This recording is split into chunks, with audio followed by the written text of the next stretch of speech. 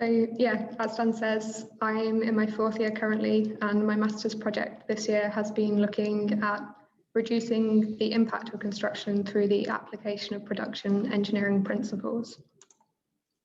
The aims of the project were quite broad to start off with. We were trying to find out the current material efficiency in construction, the root causes of waste, and whether there were any quick wins that could be implemented to reduce waste.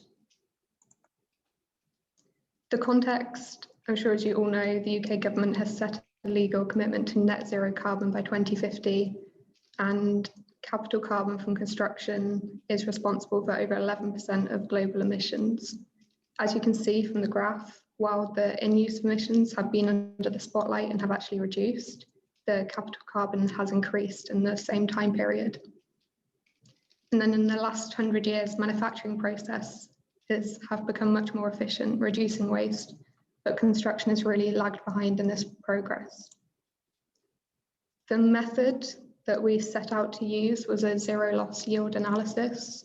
So in zero loss yield, the yield is defined as the mass and design times the amount of product sold over the raw material used by the manufacturer. And the results that Dan found from his case studies were that there was 14 to 64% waste that was found, which was sometimes far higher than the producers realized. To turn this into a method that could actually be used for construction was quite challenging. We've decided to define it in this case as the material in the structural design compared to the material delivered to site. Although for prefabricated and precast sections, they could follow more of a similar method to manufacturing, as the design and manufacture a more controlled environment. Whereas in construction, we've actually really struggled to get the data necessary for the design values, especially due to the fact the structures are divided into many individual components. CAD and BIM software isn't in use widely in construction sites, and there was lots of variables in gaining the information.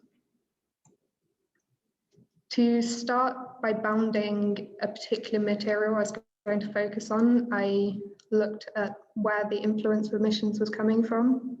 And if you follow the path down from the start in purple, you get down to cement, which accounts for 10% of the carbon impact of construction.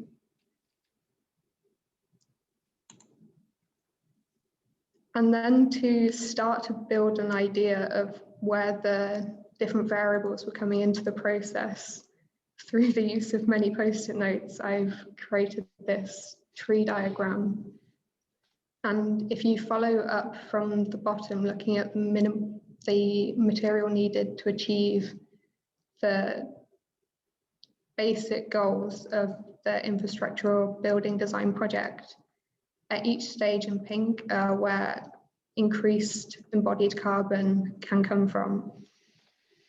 And so the focus for me was in construction. So I bounded my research really on the areas now highlighted, going from the construction drawings, including the temporary works, and then looking at ordered volume and cement. As I've said, doing the zero loss yield was really challenging, and we really struggled to get the data necessary. And so we had to kind of adapt to a different material efficiency estimate to get what we could out of what we had. In this basis, we looked at the volume initially ordered compared to the material delivered to get an efficiency of the on-site behaviour. We found within this, you can get some errors, that the delivered volume can be lower than the ordered due to inaccuracy of measurement, causing a yield of above 100%. Though in reality, this has a supply chain effect for the batching plants. So I dealt with this in two ways. I calculated a maximum yield, which assumed 100% if the delivered volume was less than the ordered volume, and a minimum yield, which assumed that any change to the ordered volume could have a supply chain effect. And these were the results from that calculation, which showed that the minimum yield from all pores was about 97%, which fits quite well with current data.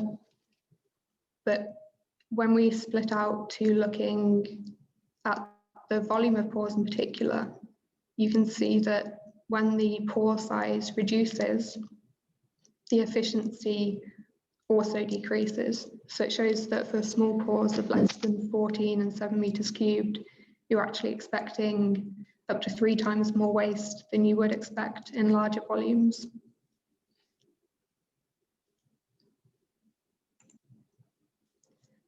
Another result that came out of this analysis was really looking at the amount of concrete that was used in temporary works. Temporary works, although vital for the construction process, are not part of the final structure and add no value to that specific part. So could potentially be counted as a waste in this analysis. We also found anecdotally that waste in permanent works is often diverted to temporary works to hide the waste in the reported, which decreases the yield of permanent works.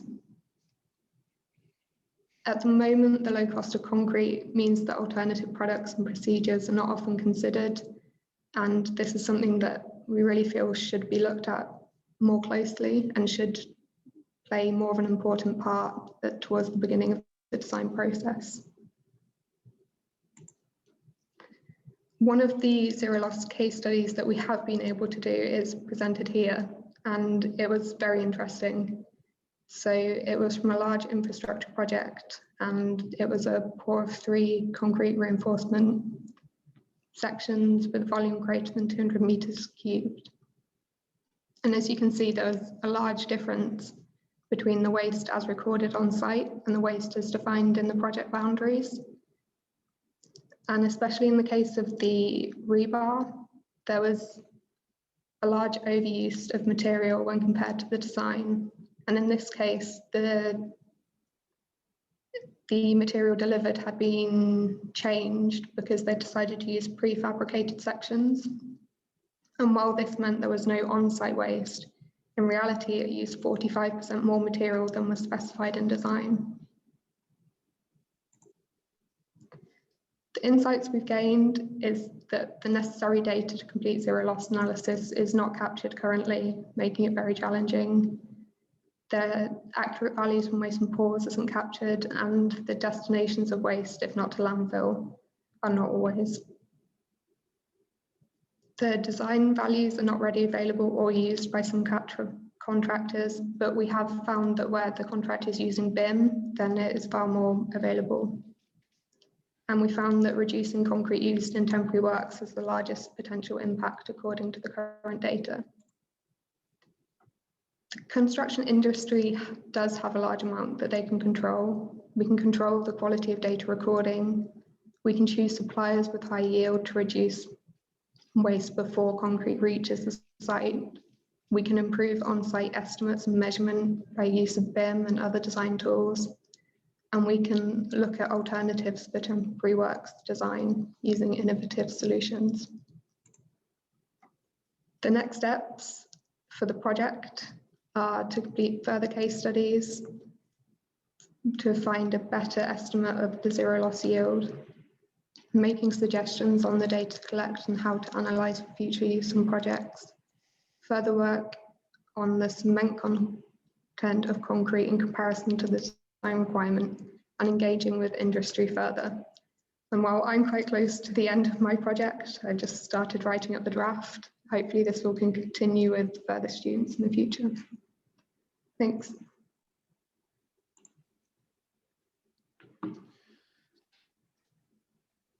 Super, thank you very much indeed, Alice. Perhaps we'll take a few questions now, then move on to Ed, and then allow people to sort of ask questions to both presenters, and I can try and direct them to the most appropriate person to respond. So would anyone like to jump in with a question for Alice? I see Jennifer's here as well, but he says just checking the chat, but happy to do the Q&A. Yeah, has anyone got a question for Alice to start with? I can start while people are gathering their thoughts, if you like. Sure. Alice, what do you think are the most important pieces of data to collect that we're currently missing? I think that we're currently really missing that gap on what we use in concrete for.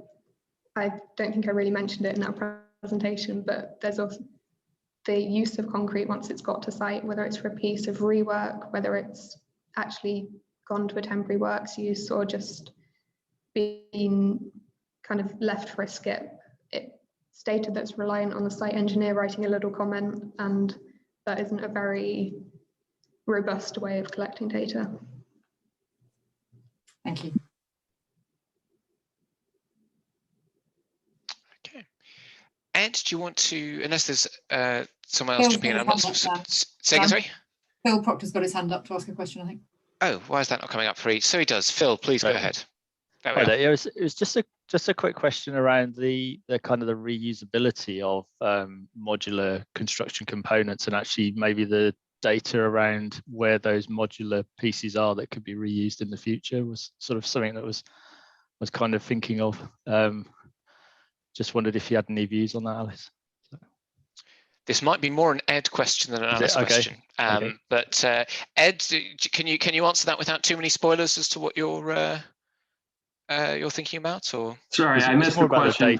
It's more about the data really of where the components are actually, because I was wondering if it creates a different value chain for buildings that might have valuable modular components in them in the future, and actually having that data could be quite interesting in terms of identifying sort of future resources almost. Interesting. Is that something that's being tracked at all, Ed? What was that? I missed the initial part of that question. What was the initial? It was, sorry, if I'm paraphrasing, but it is, are we tracking the use of modular components in a way that would allow for future reuse? Is that information being collected at all? Or I know you're looking at quite an innovative modular process, so have they even talked about that as a future direction? Certainly, most modular companies are including that in the research. The company that I've been working closely with does take into account the degree of reuse that individual modules have, both as another modular construction building and in the scenario where everything's taken apart and components are used, broken down and used individually. So yeah, that's definitely been looked into and continues to be looked into. Alice, did you have anything to add to that? That there's probably a big difference between building and infrastructure. I think something me and Ed found yesterday was actually we were getting very different results based on the two different industries and where the modular construction comes into that. I think that in infrastructure, there's probably less recording and idea that they can reuse in the future. And yeah. Can I add a little bit to that as well? I think Alice is absolutely right. And I think part of the challenge is that ultimately it's the clients that maybe need to have that data in mind, particularly for infrastructure. For buildings, and Ed's going to talk about the work he's doing, but you can imagine that the modular construction company might want to come back at the end of the building's life and retrieve components or what have you. But in infrastructure, it's built by JVs who are put together for the project and dissolved, and new JV forms for the next project. So I think unless the client asks for the data and holds it, then it's very hard to manage that sort of over the long life cycle of a piece of infrastructure. And I think one key point that shaped the direction, or at least the focus of the research that we've been doing, is especially over the time frame that you're thinking about for the lifetime of a building, the impact of the emissions. If you release carbon dioxide today, it's going to spend the next 80 years in the atmosphere, heating up the planet. And if you're then deferring or using that to avoid an emission in 2100 because you've managed to use modular construction, that's helpful in one sense that you've avoided that emission then. But given the effect of that time frame, and it's really hard to quantify that, but it's kind of order of magnitude. Emissions released today are twice as bad as emissions released in 2100 from a what temperature the planet gets to point of view, then the focus for us at least has been avoiding material use and avoiding waste today, just as the first place to start. So that's kind of been the the overall thoughts behind the research on end of life impacts and reuse impacts, is that it's not the primary focus because the emissions that we release today are really, really important.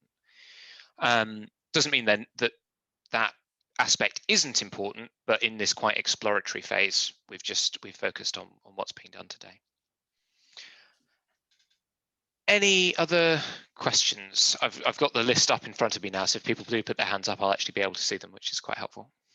Yes, Matthew. Thanks, Dan, and thanks, Alice, for a really interesting talk.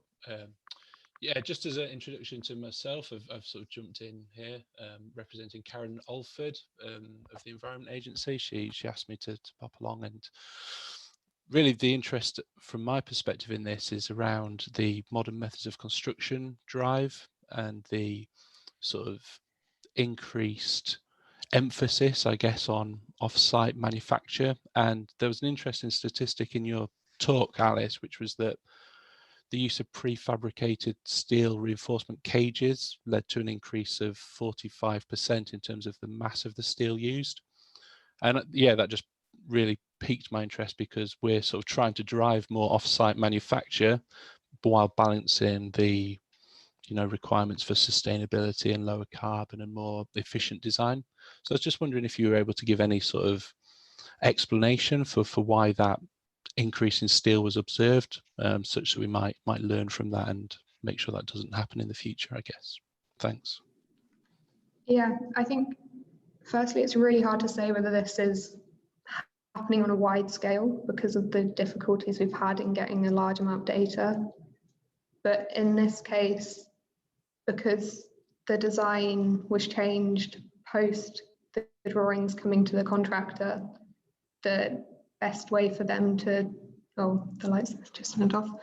The best way for them to do it the most cost effective, I assume, was to use these prefabricated sections that had a larger mass. And that actually also affected the concrete pour in that case, because it meant the level changed and led to an error on site in that. But without going back to the actual design volumes, that wouldn't have been noticed. And I think that's where zero loss yield has a really important part to play in the process going forward, so that that doesn't happen across. Because although off-site manufacturing does decrease waste on site and increase efficiency of productivity, it doesn't necessarily reduce that initial embodied carbon in the material. So I think there's a couple of things to kind of tease out here. One is, are there costs associated with off-site manufacturing? And that's what Ed's going to touch on. Is off-site manufacturing in some ways worse, as well as being perhaps more efficient, having less waste? Two, does it have less waste? So when you actually compare it to on-site manufacture. And three, are there wastes within it that we could reduce anyway? So Alice has kind of looked at three there, which is when you apply the zero loss approach, you do sometimes find waste that can be reduced. This steel cage is one example. Alice is right to say that it is a one-off. It's an anecdotal piece of evidence. It's also worth noting that we found evidence of problems like this at all of the places we've managed to get data for case studies. So there was another example of a precast beams manufacturer who was using 5 steel cables within their beam, and then they looked again at the design and realized they could have got away with 2. So that was an improvement they made before we came and did zero loss, but it was something that would have been picked up by zero loss had they not already found it. And even having done that, only 86% of the cement they bought was actually getting to their customers. So there were losses associated with that off-site manufacture process. Does that mean that off-site manufacture is bad? No idea at this point. And it's worth noting that we're only able to find these zero loss type problems in off-site manufacture because they have better data available, and it's much easier to get the data to do the calculation than it is on site. And that's one of the things that Alice has been finding. So we may find that actually you have these problems and then some in a more chaotic environment on a construction site. Does that answer your question? I know Jennifer's got another question as well, but does that answer your question, Matt? Yeah, that's really interesting. I think it just goes to underline the importance of, if you're wanting to take an off-site approach, then the earlier that is initiated and standardized in the design phase, that can lead to these things being managed. And it's also interesting from the sort of client perspective, is a lot of the emphasis on the modern methods of construction topic is around site productivity and getting things done quicker and cheaper. And so it's just interesting to understand where the trade-offs might be in the sustainability, waste space, and how they can be managed to, you know, win-win all over the board. But yeah, thanks for the feedback. Cool. Jennifer? I just really wanted to add on to what Alice and Dan had said, that what this really highlights is a point that Alice made in her presentation, which is that you have to take a sort of holistic view of design from the beginning. And what we traditionally do is a bunch of consultants come up with a design and then they punt it to contractors to build. And the consultants aren't necessarily thinking about how is it going to get constructed, how much temporary works is there going to be. There are likely to be temporary works whether you're doing modular or traditional construction. Do you need more temporary works for modular? We've no idea. So we just don't know the answers to these things. On the flip side of it, if you're using modular construction, you're doing stuff off site, can you cope with lower carbon concretes which need longer to cure? You know, providing as a customer or as a contractor, you're not putting pressure on your supplier to ship stuff to you really quickly, and you reward them for doing the right thing and using that low carbon material, then that may well be a carbon benefit. So we're really only scratching the surface with this stuff at the moment, but it's highlighting a lot of questions that we need to think about, and also emphasizing this need to really do sort of, you know, integrated design from the beginning, and not take our traditional approach of some designers do some work and they chuck it over a wall to some contractors who build the thing and then chuck it over a wall to the people who are going to manage it and operate it through life. Yeah, fully agree. Thank you. Super. So I would like to move on to Ed, just because I think that he's got some answers actually to exactly the question that Matt was asking. So I think this is a good point to move on, and then we will come back and have more questions for both speakers after Ed's presentation, if that's okay. Super. Okay, Ed, take it away. Most definitely. Can you hear me okay? Yep. So yeah, my name is Ed Neuman. I'm originally from the States, doing my master's degree in Lund University in Sweden. And of course, my thesis here at CSIC in Cambridge, focusing on modular construction and carbon efficiency. I started my thesis a little over 2 months ago. So yeah, just brief definitions on embodied carbon and modular construction. I'm sure everyone here is mostly familiar with the definitions, but looking at modular construction, specifically modular construction in residential buildings, and modular construction where individual units are assembled fully off-site. So I left this page on here from the last time we presented this. This is probably less relevant now, but we were looking at, you know, kind of the flow of, you know, the construction process and different stakeholders, and how some stakeholders claim that carbon efficiency needs to be pushed from people before them. So yeah, just a quick overview on that. Basically, this is the project where I got most of my data from, the Quilt Group based in San Diego, California. 6-story, 50 apartment units to be built starting in September of 2020, if all goes well. So I started out by doing some quantity takeoffs on Bluebeam. There are, you know, several different types of units within this building.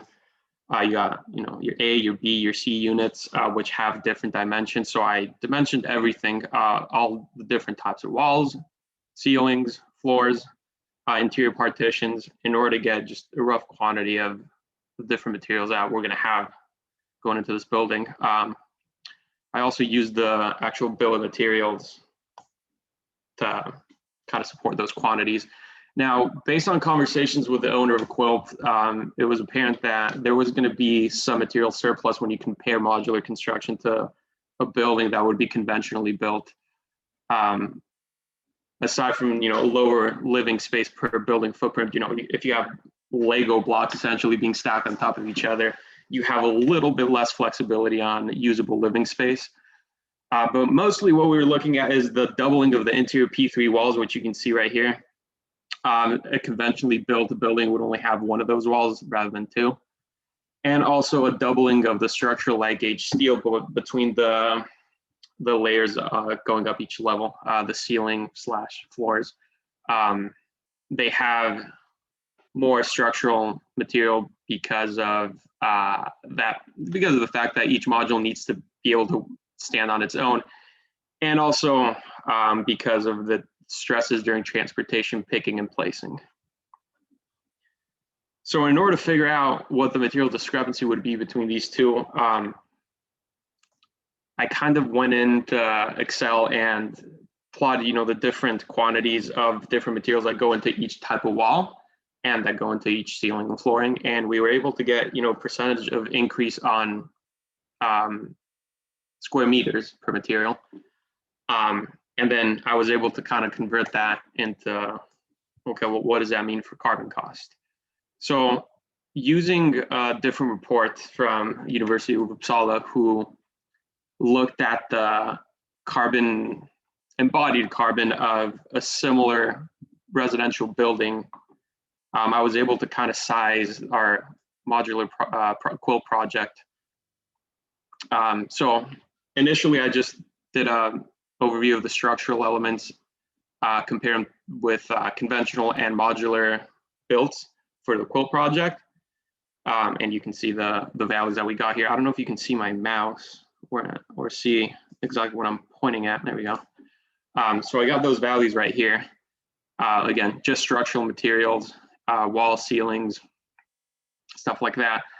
The Walluden project from Uppsala actually incorporated MEP as well. So I went ahead and sized our project based on square footage or square meters and number of units. As you can see, this project only had 4 levels, 16 units, compared to our 6 levels, 50 units, almost 3 times the amount of square meterage.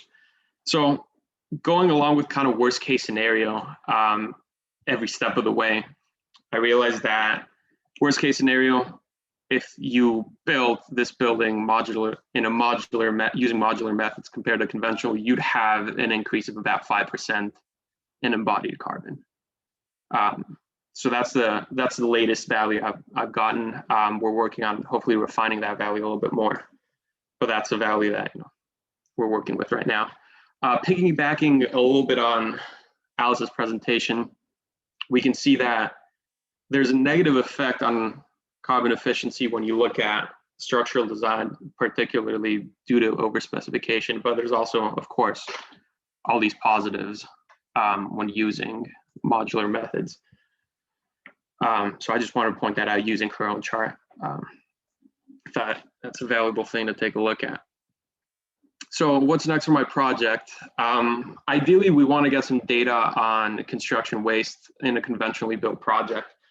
I'm kind of operating under my own hypothesis that the amount of construction material that's going to be wasted in a project that's built conventionally is going to be larger than that discrepancy of material required, from modular construction. So the carbon cost difference we've obtained, that 5%, I'd love to obtain that,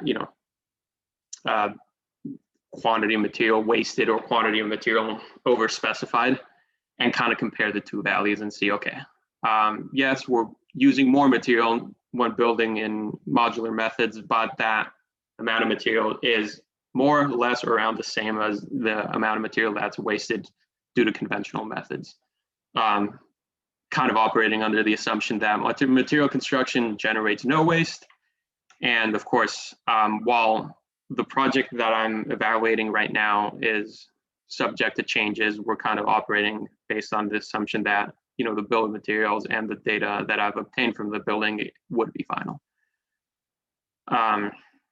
Yes, future works, of course, we want to analyze the quilt project through its construction process, actually collect data from the materials used, the construction waste. And, you know, that's going to happen after I'm done with my thesis, but definitely something we want to keep in mind.